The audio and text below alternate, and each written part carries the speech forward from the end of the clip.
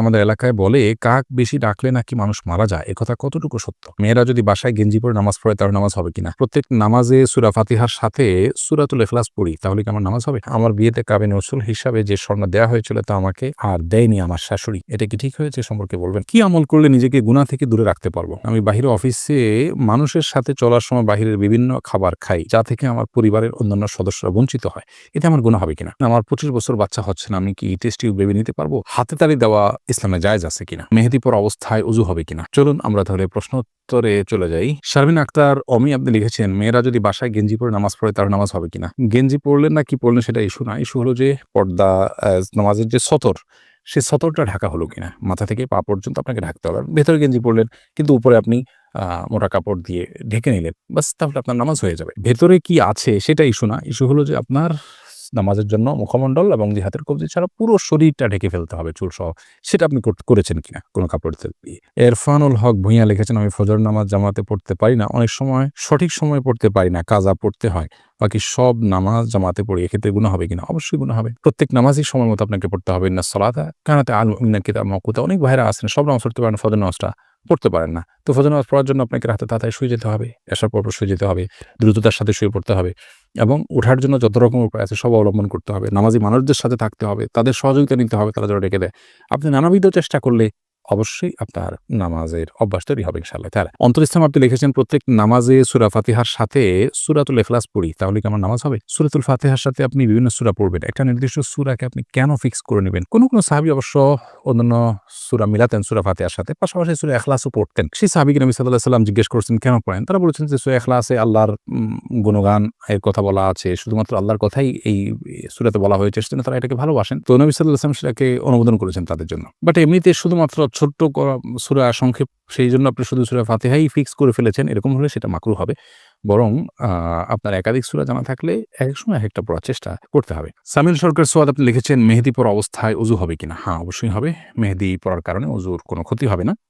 কারণ মেহেদি এটা আমাদের মানে আমাদের শরীরের উপর, আমাদের ত্বকের উপর আলাদা কোনো প্রলেপ তৈরি করে দেয় না। আলাদা কোনো লেয়ার সৃষ্টি করে না। অতএব মেহেদি লাগানোর পর হাতে পায়ে আমরা ওযু করতে পারবো। কোনো অসুবিধা হবে না ওযুর জন্য। তবে নেইল পলিশ ইত্যাদি যদি হয় সেটা কথা ভিন্ন। কারণ সেটা আলাদা প্রলেপ তৈরি করে।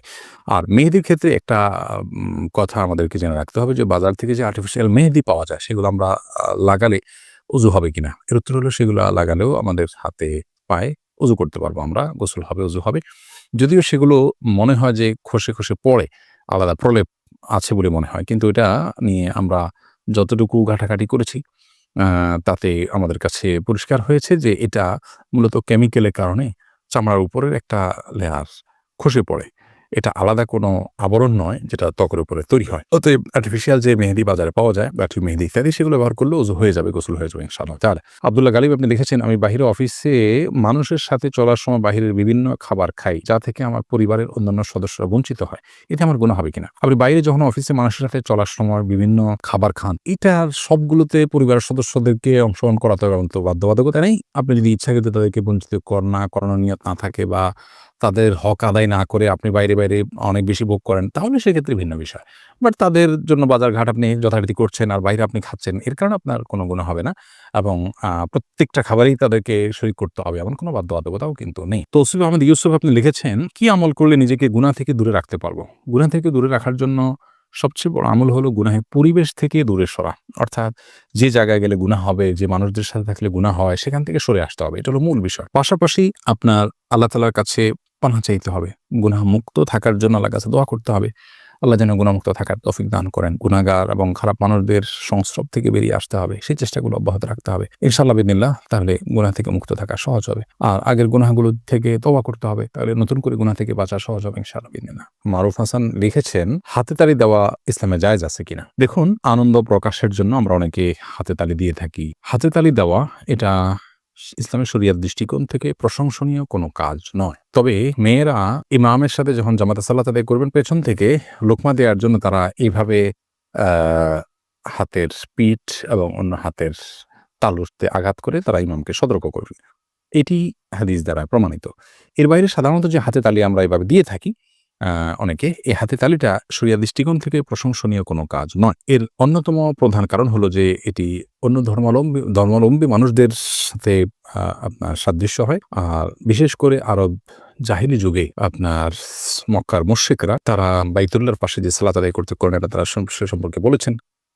সেটা ছিল তাদের মুকা এবং তাসদিয়া অর্থাৎ হাতে তালি দেওয়া এবং শীষ দেওয়া এটা দিয়ে তারা ইবাদত করত। তো একজন মুসলমান হিসেবে আমরা কাউকে সাহস দেওয়ার জন্য মাশাআল্লাহ বলবো। আমরা অন্য কোনো ভাষায় অন্য কোনো শব্দ দিয়ে তাদেরকে আমরা উৎসাহ দিতে পারি। কিন্তু হাতে তালি দেওয়া এটা শরীয়তের দৃষ্টিকোণ থেকে প্রশংসনীয় কাজ না। কিন্তু কেউ যদি হাতে তালি দেন এতে হারাম হবে ব্যাপারটা ওই পর্যায়েরও কিন্তু না।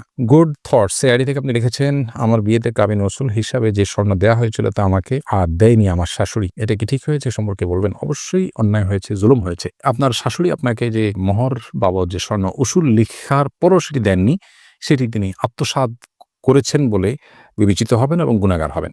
আপনি এটি আদায় করার মতো কোনো সুযোগ আপনার থাকলে অবশ্যই আপনি সেটা আদায় করতে পারেন, সেটা আপনার রাইট। তামান্না আপনি লিখেছেন, আমার ফুফু মারা যাওয়ার আগে ওসিয়ত করেছেন বাবার বাড়িতে কবর দিতে। ওনার ছেলে মেয়ে দেয় নাই, এখন ওনার কবর নিচের দিকে দেবে যায়। এটা কি ওসিয়ত পূরণ না হওয়ার কারণে এখন করণীয় কি? না, এটার সাথে ওসিয়ত পূরণ না হওয়ার কোনো সম্পর্ক নেই। মৃত ব্যক্তি যদি কোনো ওসিয়ত করেন, সেটা যদি ভ্যালিড ওসিয়ত হয়, ভালো বা বৈধ ওসিয়ত হয় শরীয়তের দৃষ্টিকোণ থেকে, তাহলে সেই ওসিয়ত পূরণ করাতে কোনো অসুবিধা নেই।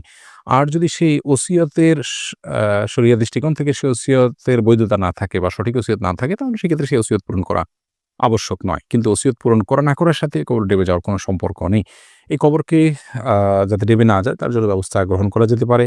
আর যদি এটা কবর ভেঙে নদী ইত্যাদিতে বিলীন হয়ে যাওয়ার আশঙ্কা থাকে, সেগুলো এটাকে স্থানান্তর করে কোনো কবরস্থানে নিয়ে দাফন করতে হবে। এরপরে ঈসা রুহুল্লাহ আইডি থেকে আপনি লিখেছেন, আমার বয়স এখন ২৪। আমি মনে করি গুনাহ থেকে বেঁচে থাকার জন্য আমার এখন বিয়ে করা জরুরি। কিন্তু আর্থিক সঙ্গতি বা বাবা মায়ের আগ্রহ নেই। এখন আমার করণীয় কি? ঈসা, বাবা মাকে আপনার বিবাহের প্রয়োজনীয়তা অন্য কাউকে দিয়ে বোঝানোর চেষ্টা করতে পারেন। এলাকার মানুষরা বা অন্যদের সহযোগিতা নিতে পারেন। আর আপনিও নিজে উপার্জনের জন্য চেষ্টা করুন। ক্ষুদ্র থেকে ক্ষুদ্র কোনো উপায় থাকলেও আপনি সেটা চেষ্টা করুন এবং সেই সাথে তৃতীয়ত আপনার জন্য পরামর্শ হলো গুনাহের পরিবেশ থেকে বাঁচার চেষ্টা করুন। আপনি মেয়েদের সাথে সংস্রব, তাদের সাথে সম্পর্ক এগুলো থেকে আপনি দূরে থাকুন। তাহলে ইনশাআল্লাহ বিদিনিল্লাহ আপনার গুনাহমুক্ত জীবন রাখা সহজ হবে। জেসমিন আলম আপনি লিখেছেন, আমার ২৫ বছর বাচ্চা হচ্ছে না। আমি কি টেস্ট টিউব বেবি নিতে পারবো? টেস্ট টিউব বেবি নেওয়াটা অনেক শর্ত সাপেক্ষে জায়েজ। এর ভিতরে অন্যতম প্রধান শর্ত হলো যে স্বামী-স্ত্রী পরস্পরের আপনার ডিম্বাণুশীকরণে হতে হবে, অন্য কারোরটা হতে পারবে না। দ্বিতীয়ত হলো এটা করতে গিয়ে হস্তমৈথুন অথবা পরপুরুষ বা পরনারী তাদের কাছে আপনার পর্দাহীনতা বা সতরহীনতা যেটা সেটা হতে পারবে না। এরকম বিভিন্ন শর্ত সাপেক্ষে যদি স্বামী-স্ত্রী পরস্পরের ডিম্বাণু সংগ্রহ করা যায় এবং টেস্ট টিউব বেবি নিতে চান তাহলে সেক্ষেত্রে নিতে পারেন। অনেকগুলো শর্ত আছে এক্ষেত্রে। আরিয়ান খান নাহিদ আপনি লিখেছেন, আমাদের এলাকায় বলে কাক বেশি ডাকলে নাকি মানুষ মারা যায়। একথা কতটুকু সত্য? কাক বেশি ডাকলে মানুষ মারা যায় এরকম কোনো কথার কোনো ভিত্তি নাই। সম্পূর্ণ কুসংস্কারাচ্ছন্ন একটি বিশ্বাস, অনেক কুসংস্কারাচ্ছন্ন বিশ্বাস এখনো আমাদের সমাজের রন্ধ্রে রন্ধ্রে আছে। এগুলো আমাদেরকে দূর করতে হবে। মুসলমানের বিশ্বাস হতে হবে কোরআন এবং হাদিস ভিত্তিক, ওহী ভিত্তিক কিংবা আপনার অভিজ্ঞতার আলোকে প্রমাণিত। নিছক লোকের মুখে শোনা এবং ধারণাভিত্তিক কথা এটাকে বিশ্বাস করবে না মুসলমান। যদি করেন তাহলে সেটা তার ঈমানের ঘাটতি এবং ঈমানের দুর্বলতা, ইসলাম সম্পর্কে অজ্ঞানতার প্রমাণ হবে এবং সেটা কোনো ক্ষেত্রে শিরকে পর্যবসিত হতে পারে।